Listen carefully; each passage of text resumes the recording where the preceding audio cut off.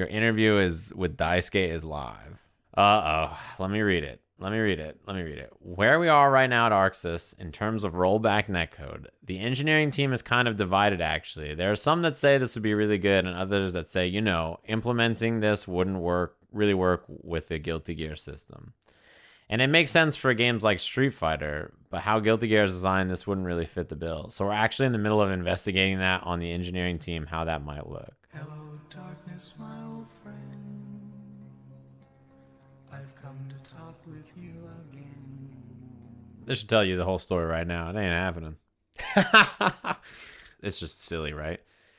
Because saying it doesn't work really well with Guilty Gear, it works fine for Street Fighter.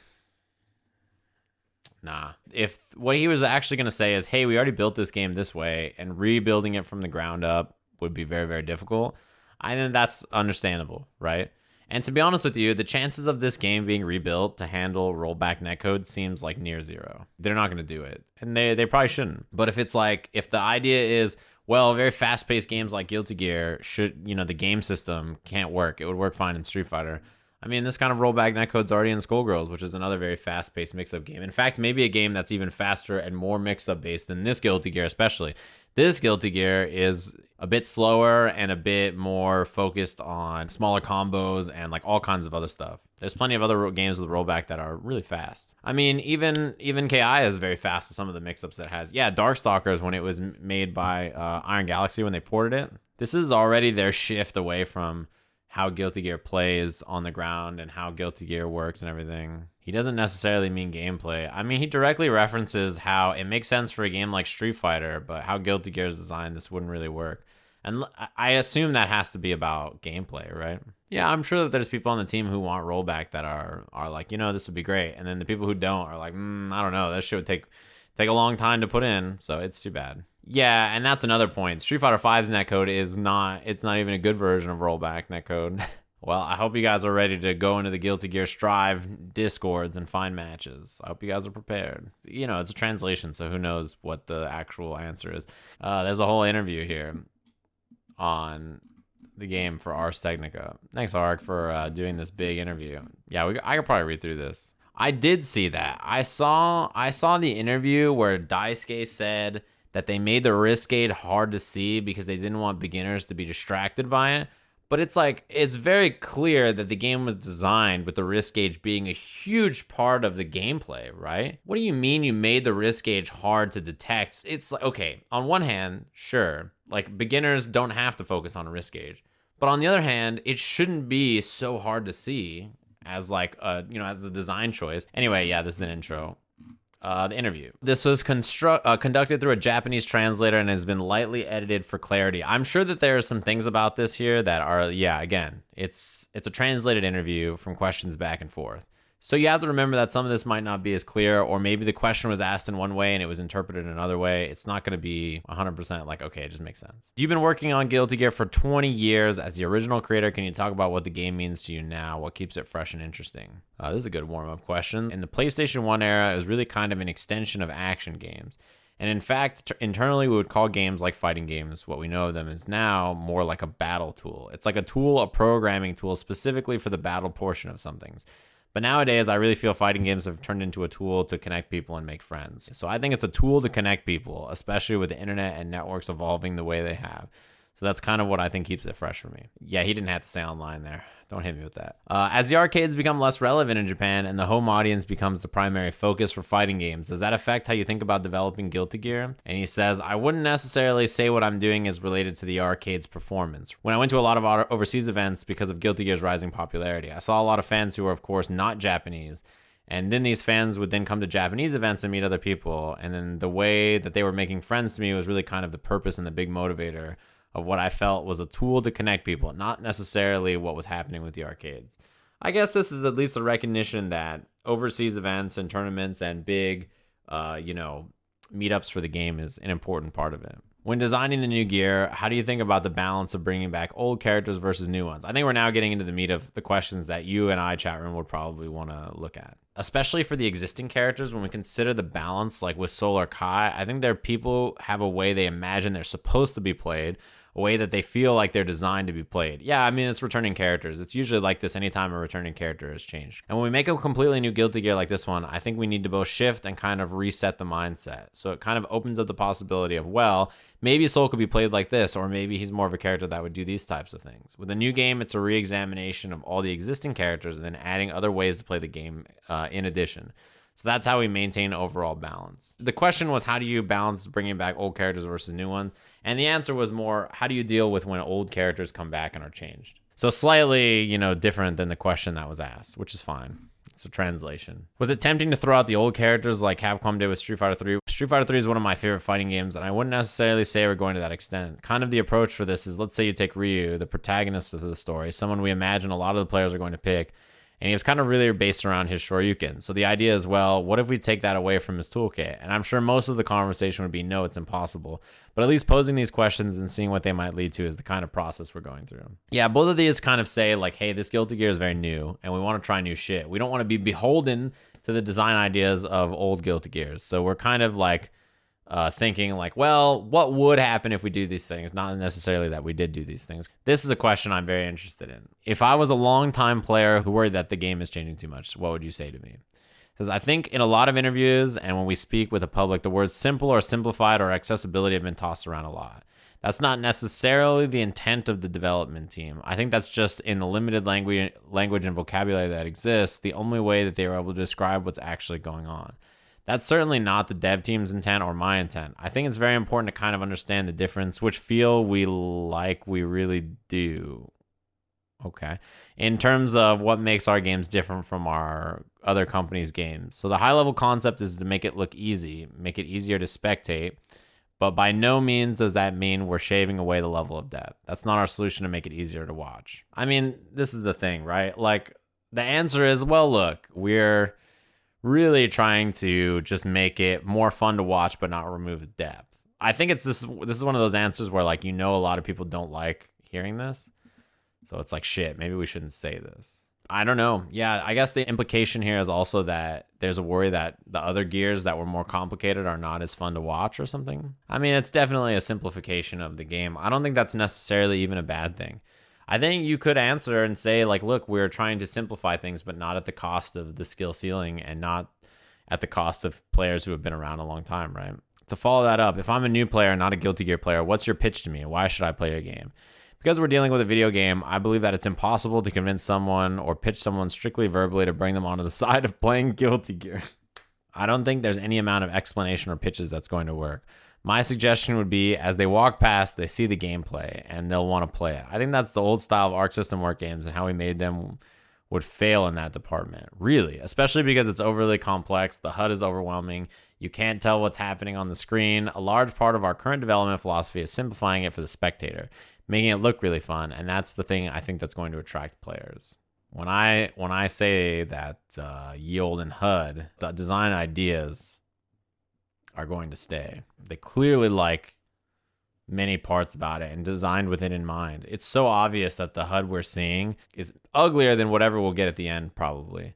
But many of the choices they made in changing things in the HUD will stick, right? It's what they want in this HUD. It's so strange to me. I think a lot of it is ideas that they want to be new and different about the UI.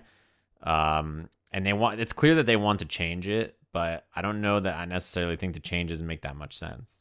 It's ugly, though, and I'll tell you it's very ugly. It looks like a mobile game HUD to me, for sure, yeah. It also doesn't look like a stylized Guilty Gear HUD. It looks like Dauntless compared to Monster Hunter. That's maybe a good comparison, yeah. The idea behind trying to make the game appeal to spectators by making it look really cool is interesting to me, but I think, to be honest with you, this game is not necessarily any clearer about what's happening on the screen. I think it's a bit of a visual mess still sometimes because it's just it's an anime game, right? It's kind of fast. It's kind of all over the place. The counter hit zooms, I think, are a little jarring currently. I think they need to be a little cleaner. I think you need to be careful about what buttons it's attached to, which is honestly, again, something that will change as this game goes on, right? But also getting new players interested because the game looks fun to play and not because of the design of the game or features or mode or online play or like other useful things in the game that players can get their hands on Interesting. You've been thinking about fighting games for 20 years. Arxis is also making games like Grand Blue Fantasy, Dragon Ball Fighters. How do you get people to not be scared of trying fighting games? I think there's a lot of people who just by looking at the game, with it being a fighting game, will say, nah, I don't do fighting games. You really can't explain to someone and expect them to want to play something. My job is, I feel, is to show people that it's accessible. It's like, oh, well, I think I could do what that guy just did on the screen. So while they're spectating, give them the perception that, oh, this is more possible than I thought it was. I think the opposite, actually. Part of what makes fighting games so fun and part of what got me interested in fighting games is watching them and thinking to myself, wow, the players that are the best at this game are doing shit I never thought was possible. It was just the coolest shit that I've ever seen, right? Like everybody is doing the craziest shit and these motherfuckers are on another level. Like these insane humans are so good that I can't believe they even came up with these fantastic things. Like, wow, they're great. These people are on another unbelievable level that I can't even get into. These guys are so sick. I can't wait I want to try the game now, and I want to figure out how to do that. We all think that, but then again, we're the ones invested into fighting games. Yeah, people watching here are a fighting game audience. And we're people who have played these games and bought in, right? He's trying to find more people to buy in. Nobody started skating because they thought a kickflip looked easy? Maybe. So Daisuke thinks that the way to get people to play fighting games is to make what's happening on the screen look easy. My problem with this too is that the perception of fighting games from people who don't play it is that in fighting games, you just mash a bunch of buttons and the better masher wins. Like people say stupid shit like that, right? And if that's what people think, then you're not going to win those people over by making it look easy. I mean, obviously, it's not going to be the case for everybody, right? Some people in the chat are like, no, I want a game where when I look at stuff, it just makes sense to me. And other people are like, no, I want a game where when I look at it, I say, wow, those guys are incredibly good, right? It just depends on the person. It's not like a one size fits all. But this answer is a very one size fit all kind of thing. You said in a 2018 interview with Destructoid that Dragon Ball Fighter was developed based on the lessons learned through previous Guilty Gear and BlazBlue titles. Were those lessons from those games that informed the new Guilty Gear? I would probably say no. Wow. At least with respect to the gameplay aspects. Each director and person overseeing their project has their own policy, if you will, on how to sculpt the game and shape the experience. So in terms of that infusing itself back into Guilty Gear, I would say there isn't much. If anything, it's more the experience of the game itself, like lobbies, for example, matchmaking, the stuff that isn't related to once you enter the game. What is Arxis' response to the demand for rollback netcode? We read this earlier, but we'll read it again. Well, we are right now at Arxis in terms of rollback netcode is we haven't really arrived at the conclusion that we'll need a super programmer as much as the engineering team is kind of divided, actually. There are some that say this would be really good and others that say, implementing this wouldn't really work with the Guilty Gear system. So we're actually right in the middle of investigating on the engineering team how that might look. For them to do this mid-development would take so much work, The game is already, it exists, and it's clear that they're not designing it with rollback in mind, right? They're like 50-50 on it, which means the game is currently being designed with delay-based netcode in mind.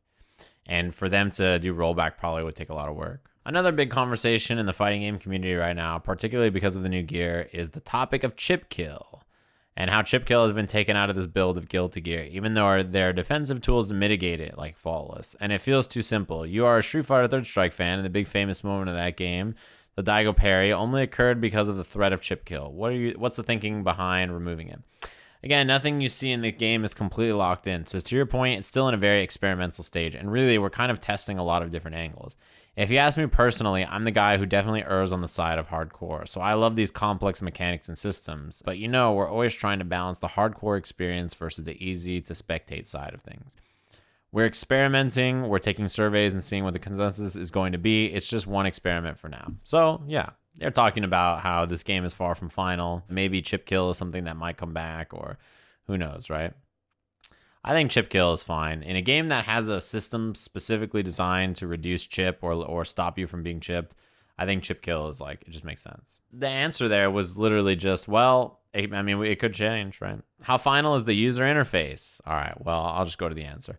With respect to the thought process behind the interface, what I had told our UI design team was that I want something that, again, goes back to the very high level philosophy and concept of being easy to spectate and watch. We're trying to deviate from that a bit and see what a different approach might be. With respect to the version you see now, I don't think that's close to being final whatsoever. But to kind of explain the thought process or the inception of that, it is to make it easier to watch for the viewer. This current design of the HUD is not finished, but this is their attempt at making a cleaner HUD. What is the thought behind having the character portrait move with the life bar? With the Guilty Gear interface, especially with Guilty Gear players, I don't know where this was done, but I read an article or a survey that found that Guilty Gear players compared to other fighting games have a tendency to look all around the screen at any given time. They have the most eye movement of any fighting game. I see what he's getting at here with regards to the fact that you have to check if you have burst, your meter, your opponent's meter, and your opponent's burst. But with that said, we're trying to reduce the number of focal points on the screen at any given time. So this is, again, another experiment to bring everything towards a more single focal point. The idea that, we don't want fighting game players to have to look all over the screen because it's confusing, I think it makes sense with regards to why that's the change. The only thing is that in many other games that are very popular and are spectated by lots of different stuff, there's stuff all over the screen everywhere, right? And fighting game UI, compared to many other competitive games that people watch and stuff and other things, the information is scattered all over the place way more than fighting games. The other issue is that by saying we want it to be all centered in one focal point, but then having that focal point move means that your eyes have to dart to a different place multiple times throughout the match. Because you have to look at your opponent's health and your health, both of which are moving. And anytime you want to check the risk gauge, both of which are moving, right? So all this really does is change it so that the portraits were burst is normally here. The life bar drains towards the center. There's meter on the bottom. Now you have to follow back to where this is going both times on both sides. The risk gauge, I think everybody can agree the risk gauge currently is bad. For being such an important part of the design, currently, the risk gauge the way it is now is just bad. It needs to be attached to another meter, or it needs to be a thicker bar, or it needs to be shown at another way. You shouldn't have to examine it to see the risk gauge that badly. The idea that, we don't want people to have to scan everywhere for a bunch of different shit, so we're trying to figure out a way to make it cohesive and simple. I think that's an actual good goal to set. I don't think the current version is what that needs to be, but I think they could find a version that works better than before. Last question. When Guilty Gear first came out, it was very cutting edge with regards to 3D graphics that look like sprites. This game is very pretty, etc. There's a very interesting and good point you brought up, because I agree with you that Dragon Ball FighterZ and even Grand Blue Versus are kind of an evolution of what we've done with Xrd. So if you take the expression and then crank it up to 11, that's what you're going to get. With that being said, it's already been done. So there's no point in Guilty Gear going back to that point. And we needed to find a new form of expression. Something else we could do. Unlike Xrd, where we relied heavily on anime-type expressions, the big reference point has been live-action movies. We're really trying to push the seamless experience really hard, so we won't suddenly cut to the character's face. Instead, we're trying to make all the camera movement dynamic and seamless. In particular, when you look at the super animations, the way it starts up and it zooms in on Kai's face and he's dragging the sword and it cuts through this whole one camera movement. It's definitely changed a lot from how they liked to do the camera stuff before.